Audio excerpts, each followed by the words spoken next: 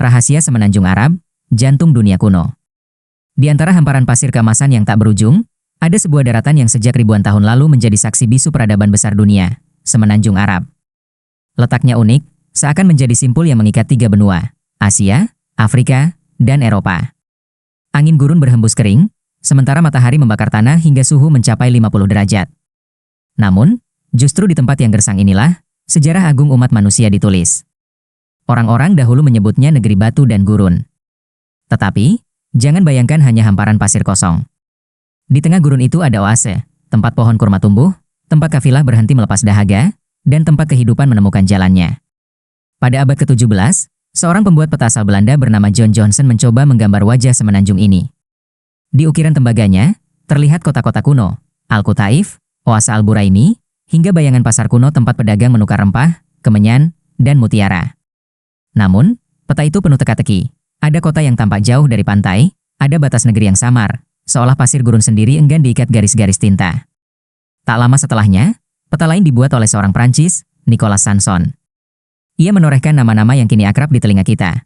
Mekah, Madinah, Jeddah, Taif, Tabuk. Tetapi lagi-lagi, kesalahan muncul. Yaman ditarik ke tengah, Najran diletakkan bukan pada tempatnya. Seakan Eropa berusaha keras memahami rahasia jazirah, namun gurun selalu menyembunyikan wajah aslinya. Lebih jauh ke belakang, Romawi sudah lebih dulu mencoba menguasai Semenanjung Arab. Ahli geografi besar dari Iskandaria, Claudius Ptolemy, pada abad ke-2 membuat peta yang untuk pertama kalinya mendekati bentuk sebenarnya. Baginya, gurun ini bukan sekadar hamparan pasir, tapi pintu menuju kekuasaan. Bukti sejarah mencatat, Jenderal Romawi Aulus Gallus pernah mengerahkan pasukan menyerbu Yaman pada tahun 25 SM. Namun gurun, penyakit, dan badai pasir menggagalkan ambisinya.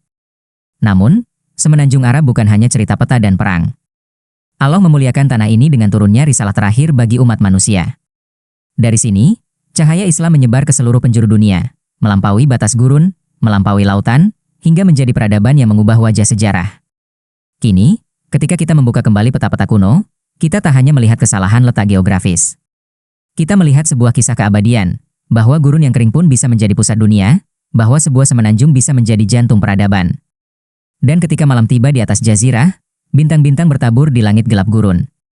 Seakan mereka berbisik, inilah Semenanjung Arab, tanah yang pernah menjadi misteri, tanah yang kini menjadi cahaya.